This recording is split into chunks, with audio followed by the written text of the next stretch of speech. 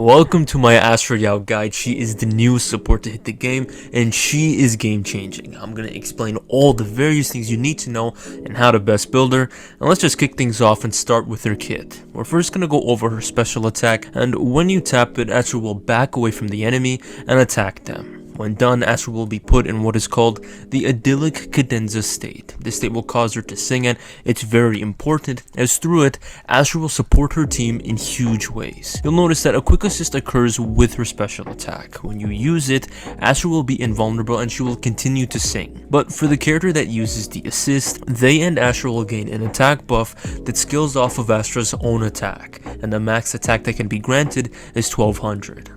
This buff lasts for a very long 20 seconds, yet it can be extended with repeated triggers, which can be done with the other forms of attack listed in her passive. And through chords. These are the purple stars under her health bar, and to put it simply, the chords will enable for your team to repeatedly trigger quick assists. For every quick assist you perform, one of Astra's chords will be consumed. This is significant because with all these assists going on, the attack buff will constantly be refreshed and therefore last for a very long time. But somehow, Astra's buffs do not stop here. In the idyllic state, Astra will boost the team's damage by 20% and increase their crit damage by 25. So in total, Astra will give 3 big buffs to 3 very important stats, massively raising your DPS. And as such, this basically solidifies her as the #1 support in the game. Now I should mention there are additional mechanics to Astra singing. For example, if you stay on field with her, she can't move around as she would normally, but she gains damage reduction bonus and she can actually dodge enemies' attacks. And with enough energy, she can actually hold her basic attack to exit the idyllic state and apply the attack buff to herself. But to be honest, this isn't important since she's best played as a support, and after you use her skill, you won't be playing her and instead you'll be playing the other 2 units in your team. Now let's move on to her ultimate, and yet again this ability of hers is exceptional. First, casting it will initially deal damage to enemies and really high damage at that. Yet the ultimate does something that no other unit in the game can do. That is heal your team. It should heal your team for about 1/3 of their health. Finally, the ultimate will also affect the quick assist Astra enables for. Instead of your characters performing their quick assist animations, they'll now be performing their chain attacks, and in turn this will cause for your team to yet again deal much higher damage with Astra because the scaling of chain attacks is far higher than with quick assists.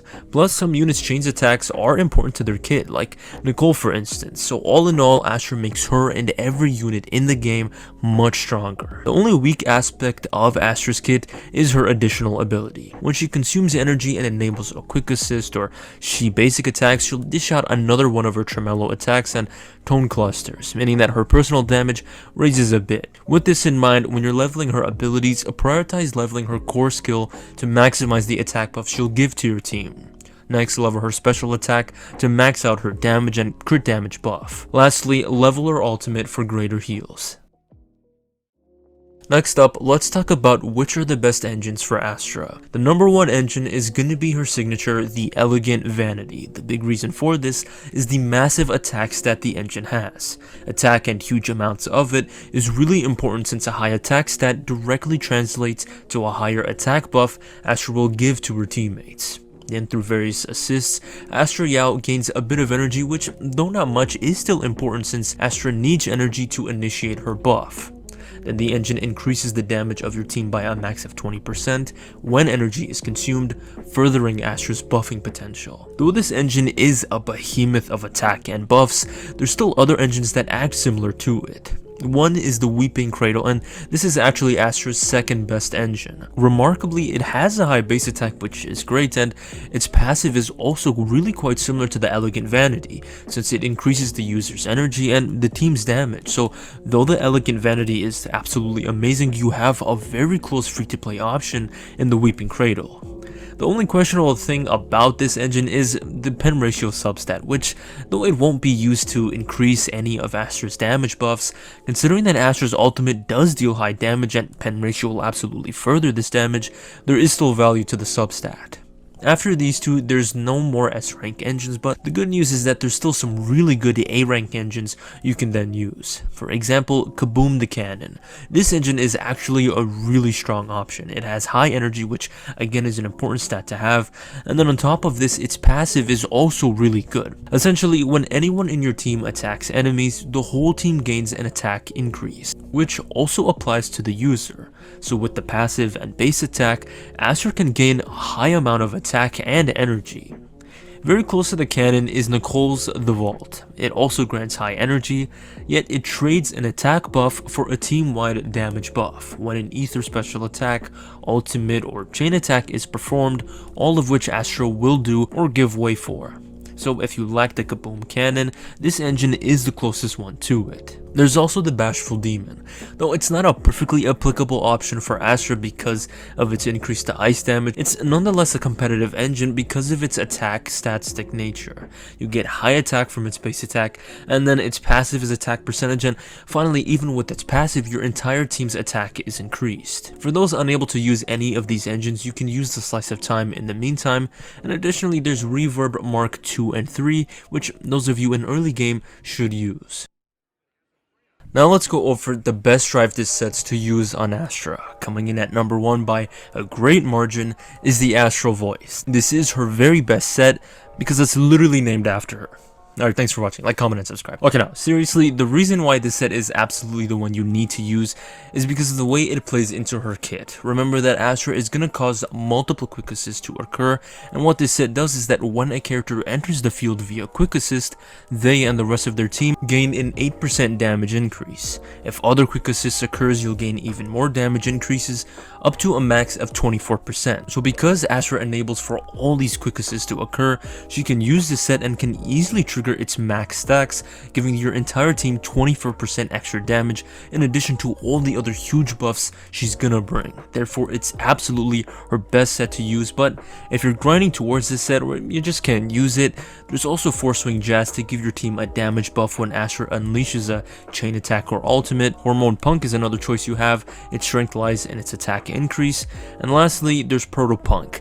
Though this set is kinda copium, Astra has no shield, yet her attack buff does occur with defensive assists, which Proto Punk likewise gives a buff for doing. So though it's not perfect, you can use it. For the 2-piece to match with the 4-piece you're going to be equipping, Swing Jazz is the best to improve her energy and make sure she can reliably use her special attack. But if you already have tons of energy, say with the W engine you're going to be using, you can go for Hormone Punk or Astral Voice. As for main stats, use attack for the 4th and 5th slot. Again, attack is being used because the higher attack she has, the higher buff she'll give. To max out her attack buff, try to hit 3400 attack. Any more attack would be useless, and less is also okay, so you don't absolutely have to hit this attack. Say you don't hit this attack because you try to get more energy or whatever, that's totally fine, but just don't go over 3400 attack. Finally, for the last slot, use Energy Recharge.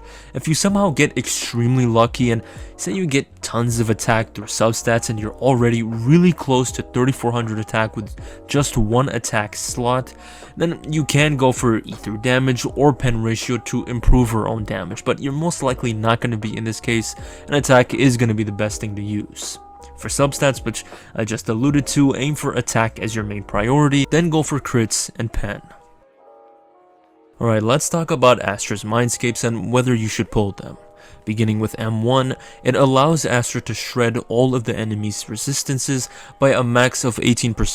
M1 also gives Astra 1000 decibels in the beginning of a fight, and when she uses her ultimate, your team is invincible for 1 second when hit. Next up, M2 unlocks the possibility of Astra triggering quick assists without the use of cords. Plus, units of certain attributes will gain specific buffs. For instance, the heavy attack of attack units is massively buffed, anomaly units gain extra buildup, and stun units gain days with their attacks.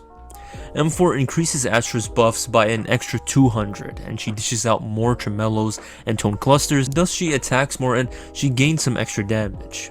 Finally, her M6. Her M6 massively buffs the attacks we just went over. Both their damage and crit rate is immensely increased, and then after a precise assist, Astra will unleash the third attack of her basic attack. So Astra's basic and special attack damage is much stronger, which allows her to be played as a main DPS or more of a sub DPS. All in all, as usual, there's really no need for these Mindscapes. Astra legitimately is more than effective with no Mindscapes, so I wouldn't recommend getting them. Yet if you really want to get them, I'd only recommend getting the first. The first is a nice increase in damage, and while you could get her M2 for even more damage, again, Astra is already giving so many really good buffs that it's really not that necessary. I'd recommend just to get M1 and then save up. Finally, let's go over some exceptional teams to play Astra in. As a rule of thumb, you can literally play her in any team, but for specifics, the first team I'm going to talk about is Miyabi's team. I didn't expect to say this since Miyabi's teams are already insanely broken, yet now they're even more broken. With Astra's buffs, Miyabi's personal damage is going to be much higher, yet with her attack and damage increase, Astra's buffs will also cater towards Miyabi's Frostburn, thus her reaction damage will also receive a very nice damage boost. And the same thing will also occur for Yanagi's Disorder. She will also deal much higher damage, and this is actually a really huge thing since for most supports in Miyabi's teams, they're not able to buff both anomaly units, but that's by no means the case here. If you're trying this team out, let me know what you think. I can't wait to try this team out. It is going to be absolutely insane. Another team that should really shine is Ellen's team with Lycon. Now, Ellen is still very much strong, by no means saying that she's weak, but I think it's safe to say that her damage output isn't as high as, say, the recent DPSs that have come out in the game. Thus, to even the odds a bit, Astra will make Ellen feel a good bit better, and I want to say it'll put her on par with the recent DPSs. But the big benefit from Asta, in my opinion, is her effect on Lycon. See, because Ellen wants enemies to first be stunned, you're going to be playing Lycon a lot, but of course, since he's not a DPS, his damage isn't going to be great. But with all the buffs that Astra will give, you shouldn't notice this anymore, and you should see a big improvement to Lycon's damage.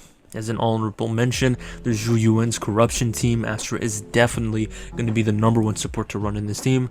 But now for the team that I really want to talk about, it's going to be any of those teams where you use a non-DPS for your DPS. What I mean by this is that there's a lot of players that turn non-DPSs into DPSs simply because they like them. And I'm not sure how effective these teams actually are, but with Astra, I'm not kidding, they should actually be viable now. So I don't know about you guys, but I'm going to be playing DPS Lycon. Well everyone, this is my Astra guide. I hope you guys enjoyed, and if you did, please consider liking and subscribing, and be sure to ask me any questions on her you may have. Thanks for watching.